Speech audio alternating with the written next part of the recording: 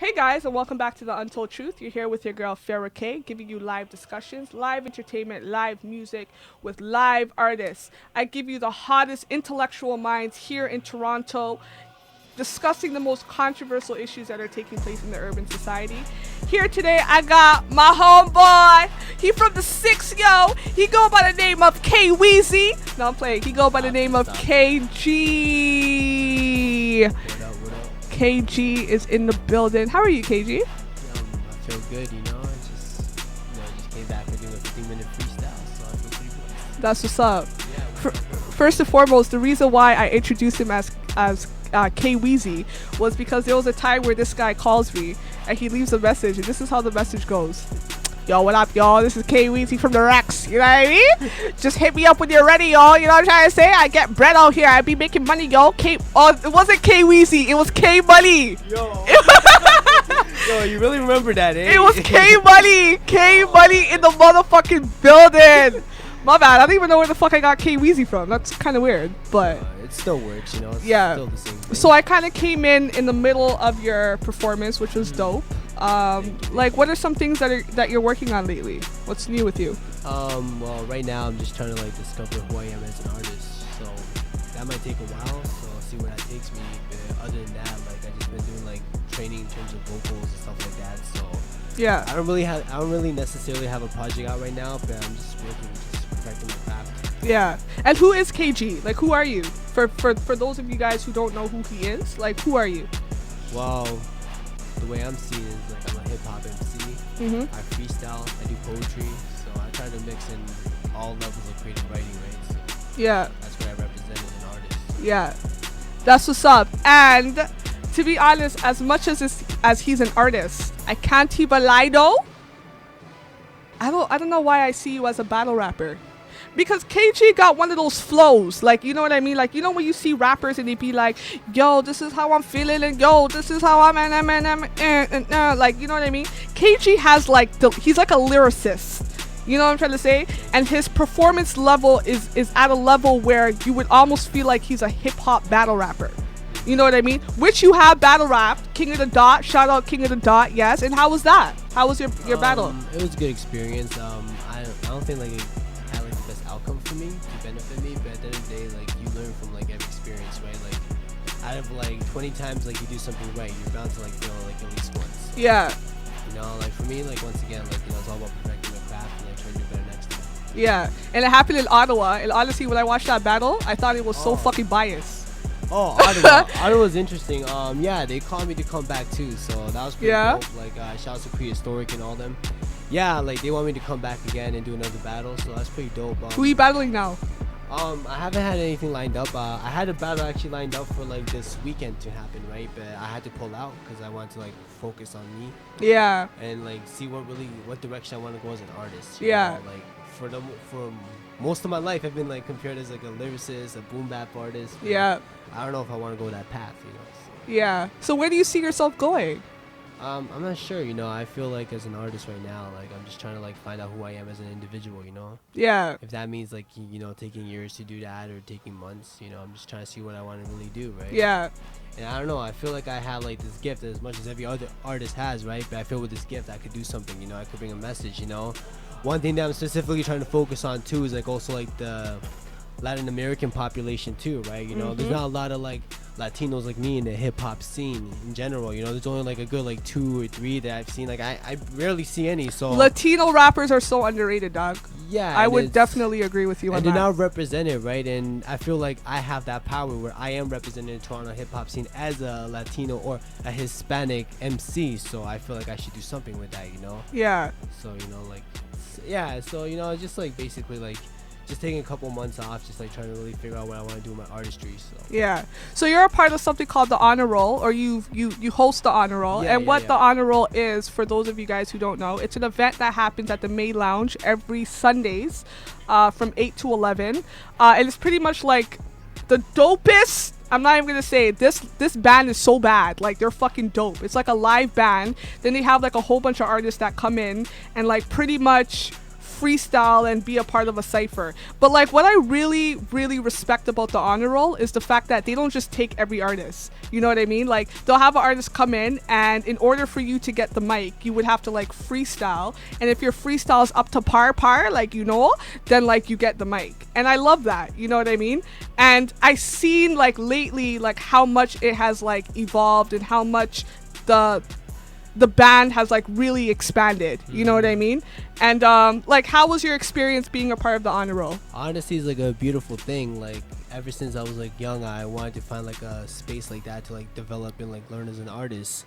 I feel like the problem with the Toronto hip-hop scene is like we have like too much filter, you know. We're not honest about like MCs when they're like being whack with their shit, you know, not being like, you know, like dope. And you know, like we don't have those sources, you know, like to help out MCs to help grow and develop, you know.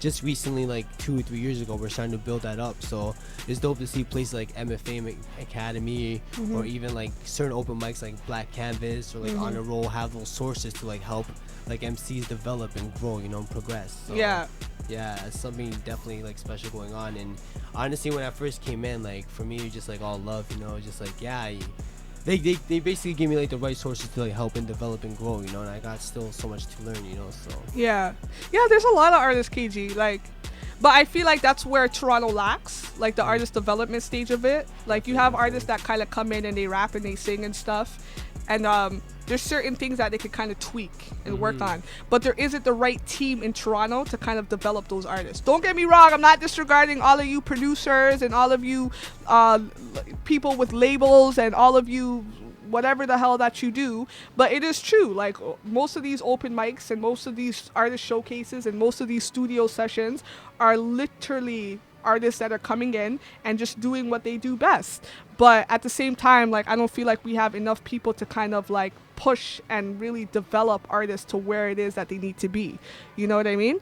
It's also the artist mentality too, because like you could be like stuck in your ego and think like, oh, I have nothing to improve on, like I have no flaws as an artist, so why should I take your advice or his advice, you know, to like try to develop, you know. So it could also be a mix of the artist's like fault as well, right? And even for me, like the longest time, like I thought like I had everything perfected, right? Yeah. But it just took a couple of like moments where I had to like step outside the box and think like, okay, like I gotta really self-reflect on what I really gotta work on, and learn how to take criticism as an artist. So once I started doing that, I noticed like I started to develop and grow even more. So who do you think is the hottest artist out in Toronto right now? Oh man, that's like pretty trick question. Yeah, it is. I don't know, you know, like at the end of the day, like I can't really say that. I can't answer that, to be honest, because like I don't know every artist like in Toronto, to be honest. Okay. All the artists that I encountered, I thought were dope. I thought were very like talented in what they do in terms of the artistry and everything. So I respect every artist in Toronto who's like, you know, trying to be humble and genuine about their artistry and trying to do something to like contribute not just like themselves, but people also involved in this like community, you know. Of, like MCs, you know, trying to make it. So you being an artist in Toronto, like what are some things that you would love to see more of as far as platforms for musicians, platforms for artists, platforms for producers, and so on and so forth? Well, I feel like it's something simple as just like unity and support, right? Like that's a really big thing. Like you look in NY, they have like so much like support and unity for the artists. That's why like you have a bunch of organizations like End of the Week where like you have like a like packed venue full of art, full of like fans just like trying to support the artists who are doing these open mics and these competitions and stuff like that. So I feel like that's like really key, you know. We can't really have a movement, or we can't even uplift like the Toronto scene if we don't have like people like, you know, supporting this movement or like trying to contribute back. The minute you have like a hidden agenda, or you're just doing it for yourself to just benefit only you and no one else in that community, then like that's where the scene falls. It doesn't just hurt you, it hurts everybody involved in the scene. Can't even lie though, like my experience with working with artists, one thing I would honestly have to say is like a lot of artists need to get rid of the ego. And Rooster used to talk a lot about it. Shout out to Roos. But there's a lot of egotistical artists, and there's a lot of cocky artists that aren't as talented compared to a lot of other people. You get what I'm saying? Just for those who are egotistical artists, what is a message that you can kind of give those artists to kind of get to the level that they need to be? Well, to be honest with you, because I felt like I was egotistical at one point too, and I can't really say much to them. It's like your journey. You're gonna have to find out yourself. You know, as my I've like spoken to a bunch of artists in the past who were like very egotistical, and I told them like, yo, man, like you need to realize that in order for you to develop and grow, you really gotta reflect on yourself and grow as a person. Not even on some like hip hop shit. Just like on yourself as an individual. Because it doesn't just come from like you thinking you're nice at what you do with your art. It also comes from like who you are as a person, and how you like just think mentally, right? So you gotta really like go on your own journey yourself and really figure out who you are as an individual in order to progress. So I feel me just like saying any words to them like won't even help them or benefit them, because they're gonna think like, oh, who's this guy like talking to me, you know, trying to tell me like, oh, how I should. Yo, they need to hear that shit, yo. Can't even lie. But like they need to hear that stuff, man. Because honestly, like I've met a lot of artists that have had so many opportunities, you know what I mean, that have lost a lot of opportunities because of that cocky, I'm gonna make it. Which, don't get me wrong, it's good that you believe in your mind that you're gonna make it. You understand what I'm saying? But if you're not putting in that work and earning enough stripes to make it as an artist, and you're being egotistical and you're being cocky as fuck, that's where opportunities start to close on your ass. You get what I'm saying? Of course. How do you feel about like the female, sorry, I ask a lot of questions, but how do you feel about like just like the female MCs in Toronto? Like, you know what, like not even just in Toronto. You have to answer this question though, KG. Who's the hottest female artist in Toronto right now? See, this is the thing, like I don't believe in, no, I actually want to answer your previous question too, because like just in general, not even just female artists, but male artists and just like artists in general, like I don't feel there should be like a top 5 or like who's the best. You know, we all are here for our own reasons to like create our own visions as artists, and there shouldn't be no competition, no comparisons, which is why like I kind of don't gravitate towards battle rap as much, because at the end of the day it's like two like battlers like basically showing their different side of an art form, and there should be appreciation for both sides. It's basically like a contrast, right? And that's what it is in my opinion, you know, like there shouldn't be no competition, no comparison and stuff. So we talking about like who's the best like artist or female, like no, I didn't say who's the best. I said who's the hottest female MC out. That's what me I said. Yeah, that's what I'm saying, right? Like I can't even tell you that, because like, you okay, know, I can't even lie. She was in the building earlier actually, but she left. I'm so sad. But Ida, word. Ida is fucking dope, dog. Yeah, like people are sleeping on Ida. She's actually gonna be a part of my cypher July 15th, but she's fucking dope. I wish I could have interviewed her, but she left. I get it. Yeah, she's talented. There's a lot of female. What did you say, Marcus? There's a lot of dope. She has a cypher on the 14th. Dundas Square. 9:30. That's it. But yeah, that's another thing too that I wanted to say. Like, I feel like there's a lot of talented and dope like female artists, not even like rappers, like singers as well. And I feel like the biggest problem with hip hop is like we all come off as this masculine image where we try to like, you know, to put down like female MCs when we have like a history of like talented female MCs like Jean Grey, Invincible, MC Light, like the list goes on, right? And I feel like we feel as like people involved in this hip hop culture when we call it female MCs. Why aren't female MCs not just called MCs? But is that because of intimidation, or is that because like people are just hating on females? Like why? I feel like why it's is false that? masculinity, like just straight up. Like I feel like it's false masculinity, and like I feel like we just live in a society where we like think like, oh, we should all be masculine and like, you know, like basically worship this idea of like false like machoism, and I like completely disagree with that, you know. Yeah, and I just kind of feel like it's also the image that most female artists have, not to like knock them or anything, but sometimes I just kind of feel like a lot of female artists feel like they have to stick to that image and that stigma. Like, you get what I'm saying? That like if you're a female rapper or you're a female singer, that you have to dress like exclusively less clothing. You get what I'm saying? Yeah, sort of like men. Like if you're a male rapper, like you have to like look like a gangster and wear all these fucking chains that you got from fucking Dollarama. Like, you know what I mean? And I don't know, like it just kind of sucks because like now I kind of feel like hip hop has just been created into something that's like more materialistic rather than actually being the concept and the content and the context of what it actually is.